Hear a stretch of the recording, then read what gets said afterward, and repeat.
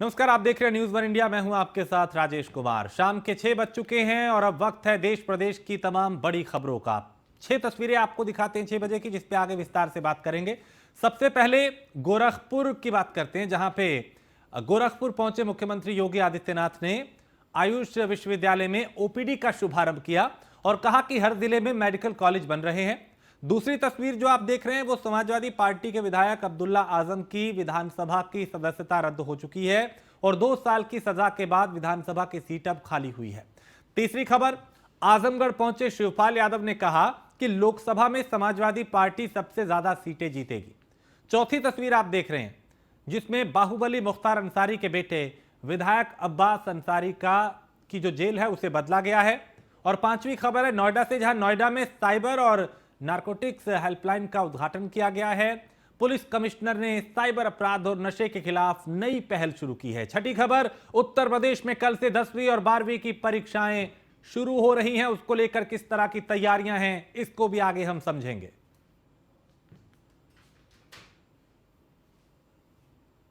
तो 6 बजे की ये 6 बड़ी खबरें, जिस पे अगले आधे घंटे में विस्तार से बात करेंगे। और सबसे पहले गोरखपुर की बात करते हैं, जहां गोरखपुर के गुरु गोरक्षनाथ आयुष विश्वविद्यालय में ओपीडी विभाग का मुख्यमंत्री योगी आदित्यनाथ ने शुभारंभ किया और ओपीडी सेवा से महाराजगंज, बलिया, सोनभद्र, सिद्धार्थनगर के लोगों को लाभ मिलेगा। इस दौरान मुख्यमंत्री ने कहा कि प्रधानमंत्री के नेतृत्व में प्रदेश का विकास हो रहा है और सभी जिलों में मेडिकल कॉलेज बनाए जा रहे हैं। लगातार उत्तर प्रदेश आगे बढ़ रहा है।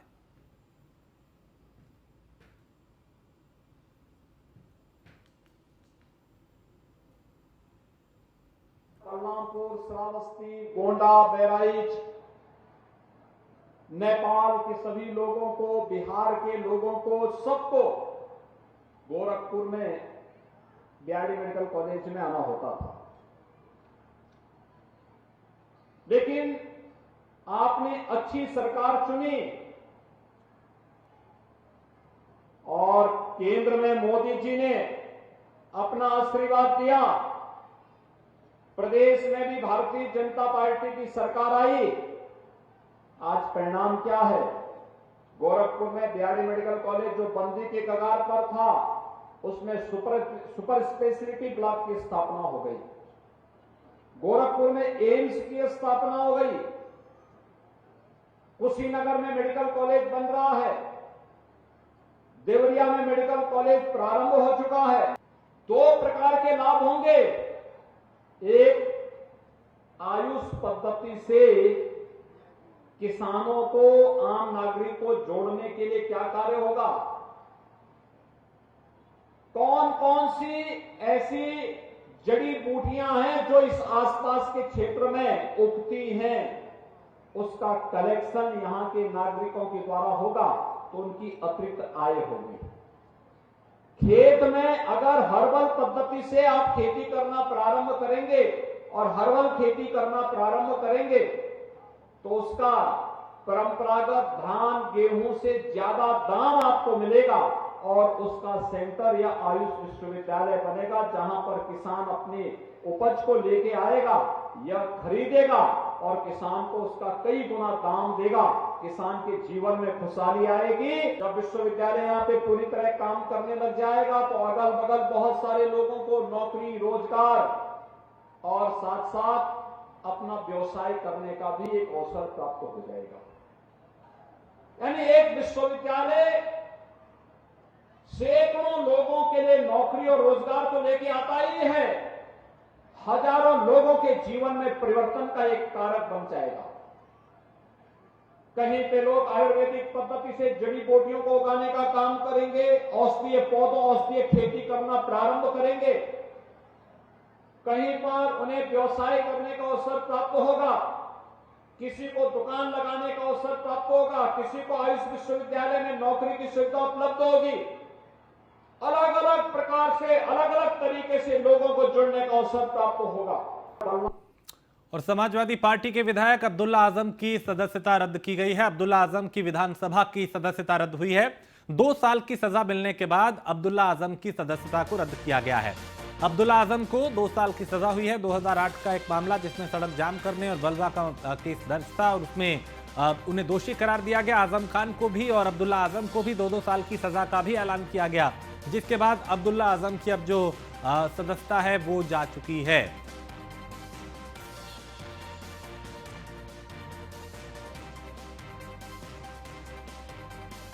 तो रामपुर की स्वार विधानसभा से विधायक चुने गए थे अब्दुल्ला आजम, जिनकी विधानसभा सदस्यता अब जा चुकी है। और वहीं समाजवादी पार्टी के विधायक अब्दुल्ला आजम की सदस्यता रद्द होने पे समाजवादी पार्टी के प्रवक्ता फखरुल हसन चांद का क्या कुछ कहना है, उन्हें सुनते हैं। भाजपा जब विपक्ष में होती है तो वो महंगाई, किसान, नौजवान के लिए कभी आंदोलन नहीं करती। समाजवादी पार्टी जनता के मुद्दों को हमेशा उठाती रही है, सड़क से लेकर सदन तक आंदोलन करती रही है। इस प्रक्रिया में कहीं न कहीं मुकदमे भी दर्ज होते हैं और आज भारतीय जनता पार्टी की सरकार उन्हीं मुकदमों को पैरवी माननीय न्यायालय में करके समाजवादी पार्टी के विधायकों की सदस्यता को रद्द कर रही है। समाजवादी पार्टी अपने आंदोलन का रास्ता नहीं छोड़ेगी, जनता की आवाज को उठाती रहेगी। समाजवादी पार्टी के विधायक माननीय अब्दुल्ला आजम की जो सदस्यता निरस्त हुई है, समाजवादी पार्टी उनके साथ खड़ी है। माननीय अब्दुल्ला आजम उस फैसले को माननीय न्यायालय में चुनौती देंगे। भाजपा जब तो समाजवादी पार्टी के विधायक अब्दुल्ला आजम की सदस्यता रद्द की गई है और ये एक झटका अब्दुल्ला आजम के लिए भी है, आजम परिवार के लिए भी है और समाजवादी पार्टी के लिए भी है, क्योंकि उन्हें 2 साल की सजा सुनाई गई। 2008 में मुकदमा दर्ज हुआ था, सड़क जाम करने का आरोप था। इसके अलावा बलवा का भी मुकदमा दर्ज था, धारा लगी हुई थी और उसी में आजम खान और उनके बेटे अब्दुल्ला आजम को दोषी करार दिया गया। कोर्ट ने 2-2 साल की सजा सुनाई। आजम खान पहले ही अपनी सदस्यता खो चुके हैं और अब अब्दुल्ला आजम जो है उनको भी बड़ा झटका लगा है। हालांकि उन्होंने कहा कि वो इसे आगे चुनौती देंगे। तो अब्दुल्ला आजम की विधानसभा की जो सदस्यता है वो रद्द हो चुकी है और ये एक बड़ा झटका आजम परिवार के लिए भी है, अब्दुल्ला आजम के लिए भी है और समाजवादी पार्टी के लिए भी है। और स्कंदिता मिश्रा हमारी संवाददाता इस खबर पे ज्यादा जानकारी के साथ हमारे साथ जुड़ी हुई है। स्कंदिता, ये अब्दुल्ला आजम की सदस्यता रद्द होना ना सिर्फ आजम परिवार या फिर अब्दुल्ला आजम के लिए बड़ा झटका है, बल्कि समाजवादी पार्टी के लिए भी एक ये बड़ा झटका है सियासी तौर पे।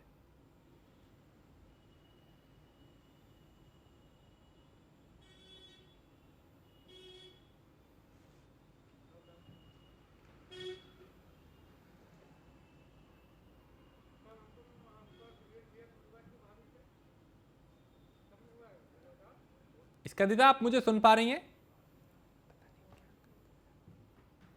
तो मेरी आवाज़ अभी स्कंदिता तक नहीं पहुंच पा रही, क्योंकि वहाँ मौजूद हैं और वो लगातार समाजवादी पार्टी को कवर करती रही हैं। और अब्दुल्ला आजम की सदस्यता जाने के बाद कितना असर समाजवादी पार्टी पर होगा, उत्तर प्रदेश की सियासत पे होगा, रामपुर के लोगों पर होगा, इसको हम जानेंगे और समझेंगे।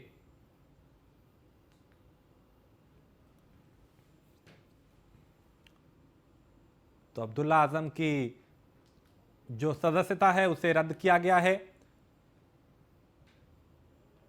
स्कंदिता, आप मुझे सुन पा रही हैं? तो सवाल ये कि ये कितना बड़ा झटका है समाजवादी पार्टी के लिए? समाजवादी पार्टी को सरकार लगातार झटके दे रही है। पहले आजम खान की सदस्यता रद्द होना और उनके ऊपर लगातार एक्शन लेते रहना, और उसके बाद आज आजम खान के बेटे हैं अब्दुल्ला आजम, उनके ऊपर एक्शन लिया गया है। उनकी विधानसभा से उनकी सदस्यता रद्द घोषित कर दी गई है। उनकी जो विधानसभा सीट की सदस्यता है उसको रिक्त घोषित किया गया है विधानसभा सचिवालय से। और ऐसे में समाजवादी पार्टी लगातार काफ़ी ज़्यादा इस चीज़ से दुखी है, क्योंकि उनके तमाम प्रवक्ताओं का कहना है कि जब भारतीय जनता पार्टी सरकार में होती है तो लगातार जो विपक्ष के नेता हैं, विधायक हैं, उनके खिलाफ मुकदमे लिखवाती रहती है, उनके खिलाफ एक्शन लेती रहती है। को बता दें, जो आजम खान हैं वो आजम खान की स्वरा विधानसभा से विधायक हैं। इसके अलावा जो मुरादाबाद कोर्ट थी वहाँ से उनको 2 साल की जेल थी, और उसी को लेकर जो नवनियुक्त विधायक बने हैं आकाश सक्सेना, तो आकाश सक्सेना ने उनके खिलाफ शिकायत की थी, और उसी का नतीजा आज ये हुआ है कि उनकी सदस्यता रद्द कर दी गई है। तो ऐसे में समाजवादी पार्टी को एक बड़ा झटका है। पहले आजम खान और उसके बाद में उनके बेटे अब्दुल्ला आजम के ऊपर ये एक्शन लिया गया है, यहाँ पर उनकी सदस्यता रद्द कर दी गई है और एक विधायक के साथ में, क्योंकि मुरादाबाद कोर्ट से उनको 2 साल की जेल का 2 साल के लिए जेल थी उसको लेकर। लेकिन समाजवादी पार्टी के जो तमाम नेता हैं उनका कहना है कि इस पर एक्शन लिया जाएगा, न्याय की गुहार ये कोर्ट में लगाएंगे, वहाँ से न्याय की मांग की जाएगी। ठीक है स्कंदिता, आप मेरे साथ बने रहिए, कुछ और खबरों पे भी आपसे जानकारी लेंगे। फिलहाल शुक्रिया। आगे बढ़ते हैं। समाजवादी पार्टी के राष्ट्रीय महासचिव और जसवंत नगर से विधायक शिवपाल सिंह यादव अतरोलिया के गदनपुर ग्राम में एक शादी समारोह में पहुंचे। इस दौरान उन्होंने कहा कि प्रदेश की कानून व्यवस्था पूरी तरह चौपट हो चुकी है। कानपुर की घटना प्रदेश सरकार की मंशा को जाहिर कर रही है। वहीं 2024 के चुनाव को लेकर कहा कि प्रदेश में समाजवादी पार्टी ज्यादा सीटों पर चुनाव जीतेगी। उनके साथ समाजवादी पार्टी के कई वरिष्ठ नेता भी मौजूद रहे।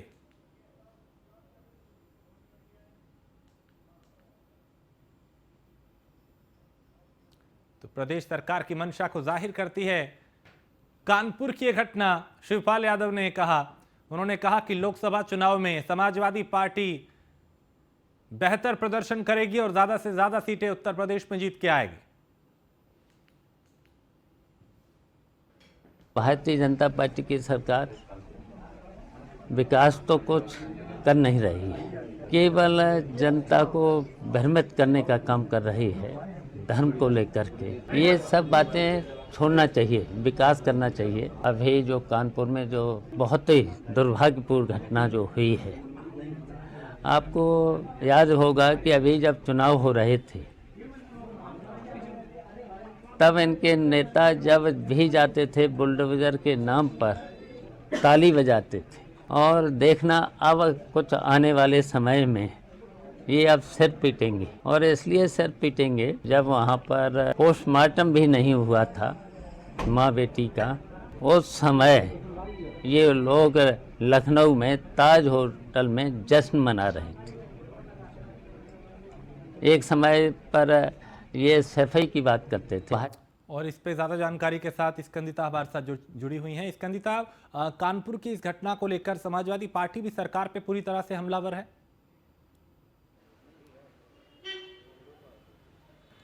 जी बिल्कुल, समाजवादी पार्टी कानपुर की घटना के बाद से बहुत दुखद है, उनके लिए बहुत ज़्यादा दुखद है। और जिस तरीके से उनका प्रतिनिधिमंडल वहाँ पर मिलने पहुँचा था, गरीब परिवार के साथ में सांत्वना जताने पहुँचा था, तो उनको वहीं उन्नाव टोल प्लाजा पे रोक दिया गया था। तमाम पुलिस को वहीं लगा दिया गया था, उनको आगे नहीं बढ़ने दिया था, जिसको लेकर आज समाजवादी पार्टी के मुख्य सचेतक मनोज पांडे ने प्रेस कॉन्फ्रेंस भी की थी। और जो तमाम समाजवादी पार्टी के नेता हैं वो कानपुर घटना पर कड़ी निंदा कर रहे हैं और सरकार को लगातार तंज कसते हुए नजर आ रहे हैं। वैसे ही शिवपाल यादव आजमगढ़ में एक गांव में, अतरौली का एक गांव था जहां पर वो एक शादी समारोह में शामिल होने पहुंचे थे और वहां पर उन्होंने कानपुर की घटना पर उन्होंने बयान दिया। उन्होंने कहा कि कानून व्यवस्था की धज्जियां उड़ा रखी हैं और जिस तरीके से कानपुर की घटना हुई है, इससे सरकार की मंशा साफ साफ जाहिर हो रही है।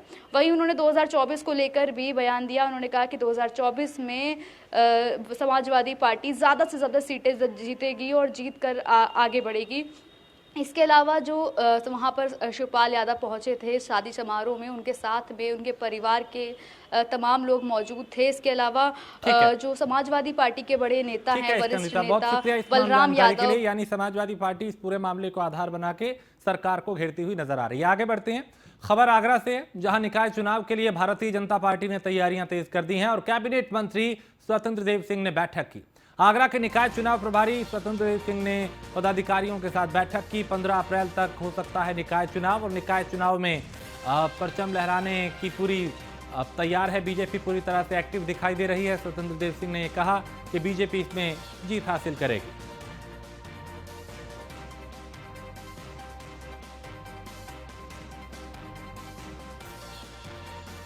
तो स्वतंत्र देव सिंह यहां पहुंचे और उन्होंने कार्यकर्ताओं और पदाधिकारियों को उत्साहित किया और ये कहा कि निकाय चुनाव में जीत हासिल करनी है, सरकार की योजनाओं को, उपलब्धियों को लोगों तक पहुंचाना है और दावा किया कि निकाय चुनाव में भी परचम लहराएंगे। कृष्णा त्यागी हमारे संवाददाता आगरा से ज्यादा जानकारी के साथ। कृष्णा, स्वतंत्र देव सिंह यहां पहुंचे, निकाय चुनाव को लेकर बैठक की, समीक्षा की और क्या कुछ उन्होंने कहा? बिल्कुल राजेश जी, मैं आपको बता दूं, आज स्वतंत्र देव सिंह पहुंचे थे। उन्होंने सभी विधायक और सांसदों के साथ मीटिंग की। उसके साथ उनके साथ साथ यहाँ पर जिला पंचायत अध्यक्ष मंजू भदौरिया जी उनके साथ रही थी, और इनके अलावा आगरा से जो जागरूक जो कार्यकर्ता थे वो भी इस मीटिंग हॉल में थे। उन्होंने बिल्कुल इस तरह से स्पष्ट किया कि आने वाला समय जो चुनाव का है, चुनाव को लेकर पूरी तैयारी की, और वो मंत्र दिया कि किस प्रकार आपको आगे की रणनीति तैयार करनी है, क्योंकि चुनाव जो आने वाला जो चुनाव है, नगर चुनाव, वो अपने आप में बहुत ही अहम अपने आप में रहता है। तो सबसे बड़ा सवाल यही है कि आज यहाँ पर कई तरह का विचार मंथन हुआ।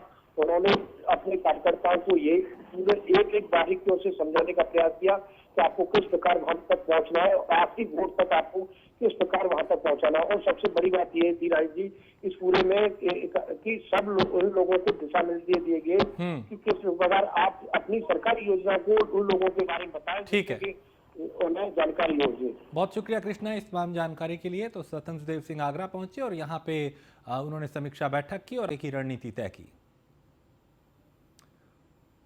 और डिप्टी सीएम केशव प्रसाद मौर्य प्रयागराज दौरे पर पहुंचे। इस दौरान उन्होंने विपक्ष पर जमकर निशाना साधा और कहा कि गुंडों माफियाओं के जरिए गरीबों की जमीनों पर कब्जा कराने वाले लोग अपने गिरेबान में झांके और इनकी सरकारों में गरीबों का शोषण हुआ, गरीबों की जमीनें कब्जा की गई। उन्होंने ये भी कहा कि बीजेपी सरकार गरीबों के साथ है। कानपुर देहात की घटना में जो लोग भी दोषी हैं उनको बख्शा नहीं जाएगा।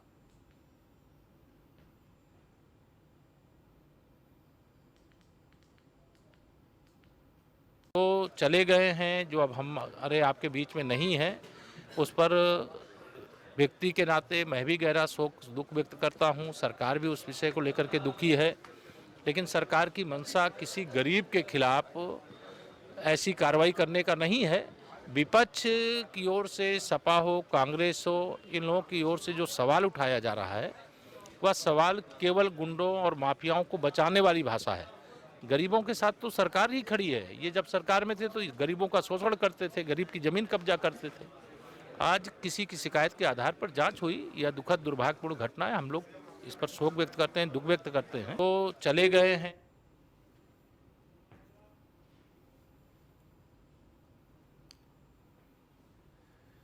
तो डिप्टी सीएम केशव प्रसाद मौर्य यहां पहुंचे। उन्होंने कहा कि जो दोषी हैं कानपुर देहात के उनको बख्शा नहीं जाएगा और हमारी सरकार जो है वो गरीबों के साथ है।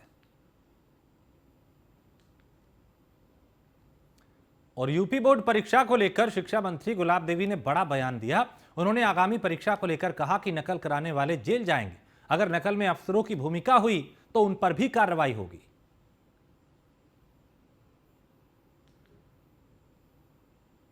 तो यूपी बोर्ड की परीक्षाएं हो रही हैं, उसमें हमारी पूरी तैयारी है और उसमें कहीं पर भी लोगों ने अपनी पुरानी आदतों का अगर प्रयोग करने का प्रयास किया, जो विगत सरकारों में एक इरादे से नकल की जाती थी, लोग नकल कराते थे, लेकिन उस तरह का अगर या प्रयास किया गया तो हल्की सी भी अगर कहीं पर भी हलचल होगी तो कोई व्यक्ति गलत करेगा तो जेल के अलावा उसके लिए पहला स्थान कोई और नहीं।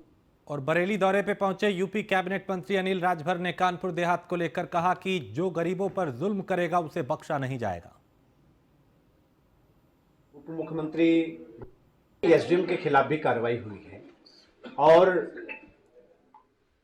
श्रद्धेय मुख्यमंत्री जी ने कल उप मुख्यमंत्री ब्रजेश पाठक जी को भेजा भी था।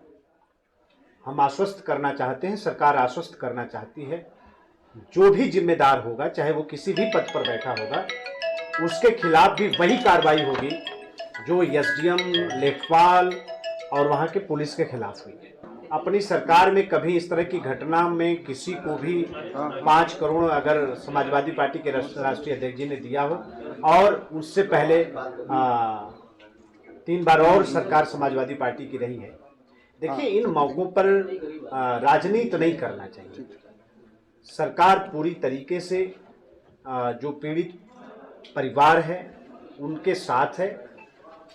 सरकार ने ये भी कहा है, मुख्यमंत्री जी ने कहा है कि चाहे कोई कितनों बड़े पद पर बैठा रहा होगा, अगर जिसकी भी कोई लापरवाही सिद्ध हो गई तो उसके खिलाफ भी हम कार्रवाई सुनिश्चित। एसडीएम के और यूपी बोर्ड की 10वीं और 12वीं की परीक्षा 16 फरवरी से शुरू हो रही है। यूपी बोर्ड की परीक्षा को लेकर तैयारियां लगभग पूरी हो गई हैं। अयोध्या के तमाम परीक्षा केंद्रों पे स्लिप भी चस्पा कर दी गई है। जिला विद्यालय निरीक्षक राजेंद्र कुमार सिंह ने बताया कि अयोध्या में कुल 133 परीक्षा केंद्र बनाए गए हैं, जिसको 12 सेक्टर में विभाजित किया गया है। प्रत्येक केंद्र पे एक मजिस्ट्रेट तैनात किया जाएगा। इसके साथ ही एक बाहर के केंद्र व्यवस्थापक भी तैनात किए जाएंगे। परीक्षा केंद्रों पे पूरी निगरानी रखी जाएगी। सीसीटीवी कैमरे भी लगाए जाएंगे, नकल ताकि ना हो पाए, और नकल को रोकने के लिए प्रशासन पूरी तरह से अलर्ट है।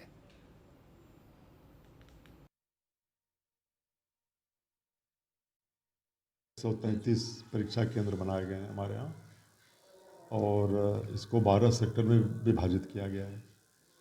और हर केंद्र पर एक स्टैटिक मजिस्ट्रेट जो मतलब अधिकारी होते हैं विभागों के, वो तैनात किए गए हैं, और एक बाह्य केंद्र व्यवस्थापक भी तैनात किया गया है। तो इस तरह से एक कड़ी सुरक्षा व्यवस्था के अंतर्गत और कई लोगों की सामूहिक जिम्मेदारी के अंतर्गत उत्तरदायित्व करते हुए ये व्यवस्था की गई है। और ये हमारा पूरा प्रयास है कि पूरे जनपद की जो परीक्षा व्यवस्था है वो 100% मानकों के अनुरूप होगी, और किसी भी परीक्षार्थी को, किसी अभिभावक को किसी तरह की दिक्कत ना हो पाए, इसके लिए भी हम विशेष ध्यान।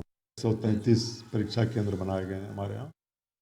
कल से परीक्षा की शुरुआत हो रही है 10वीं और 12वीं, और इसको लेकर प्रशासन पूरी तरह से अलर्ट है ताकि नकल ना हो पाए। और नकल रोकने के लिए परीक्षा केंद्रों पर सीसीटीवी कैमरे तक लगाए गए हैं, और तैयारी ऐसी है कि नकल किसी भी तरीके से परीक्षा में ना हो पाए।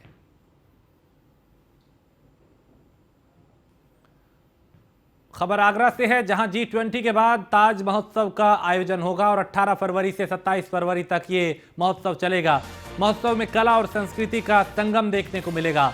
मंच पर बॉलीवुड स्टार अपना जलवा भी बिखेरेंगे। और G20 के बाद अब शहर ताज महोत्सव को लेकर उत्साहित है। शहरवासी इसमें उत्साहित हैं। 18 से 27 फरवरी तक ये महोत्सव चलेगा। इसमें बॉलीवुड के कई स्टार भी अपना हुनर दिखाएंगे। और G20 के बाद अब एक और बड़े महोत्सव के लिए लोग यहां पे उत्साहित। तो जो फिक्स डेट्स होती हैं वो 18 से 27 फरवरी है, और तैयारियाँ चल रही हैं। और विशेष हर बार हम लोग कुछ ना कुछ इम्प्रूव करते हैं। इस बार भी कोशिश कर रहे हैं कि इम्प्रूव करें। वैसे जो हमारी थीम है वो G20 पे है, विश्व बंधुत्व पे है, तो ये एक अलग हटके है कि इस बार G20 के साथ उस वर्ष में जब हम G20 को भारतवर्ष लीड कर रहा है उस वर्ष कर रहे हैं, तो हमारी जो थीम होगी वो उससे मिली जुली, और जो भी हमारी वहाँ पर सौंदर्यीकरण करते हैं उसके आधारित होगी। और बाकी देखिए प्रयास ये कर रहे हैं कि हर बार से अच्छा हो। सर, आपकी बार के कौन कौन कलाकार इस कलाकार बात चल रही है, अभी हम लोगों ने रेट्स। और खबर बुलंदशहर से है, जहां न्यूज़ वन इंडिया की खबर का बड़ा असर हुआ है। चौकी इंचार्ज से मारपीट करने वाले बीजेपी नेता पर कार्रवाई हुई है। पुलिस ने कार्रवाई करते हुए बीजेपी नेता को जेल भेजा है। बीजेपी नेता ने थाने में घुस के चौकी इंचार्ज के साथ मारपीट की थी, और मारपीट का वीडियो वायरल होने के बाद पुलिस ने एक्शन लिया। पीड़ित चौकी प्रभारी की तहरीर पर मुकदमा दर्ज किया, और बीजेपी नेता राजकुमार सैनी समेत 3 लोगों पर केस दर्ज हुआ है।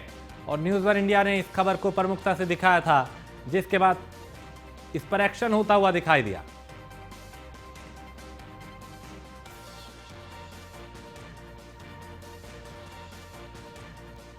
तो पीड़ित चौकी प्रभारी की तहरीर पर मुकदमा दर्ज किया गया, और बीजेपी नेता राजकुमार सैनी समेत 3 भाइयों पर केस दर्ज किया गया। तो न्यूज़ वन इंडिया की खबर का यहां बड़ा असर हुआ।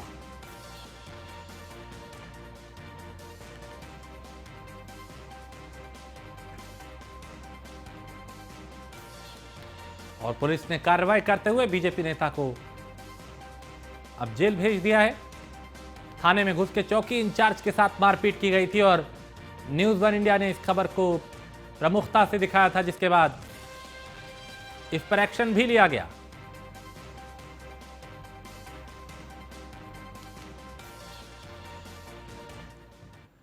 और इसी के साथ इस बुलेटिन में फिलहाल इतना ही। देश प्रदेश की बाकी खबरों के लिए आप देखते रहिए न्यूज़ वन इंडिया।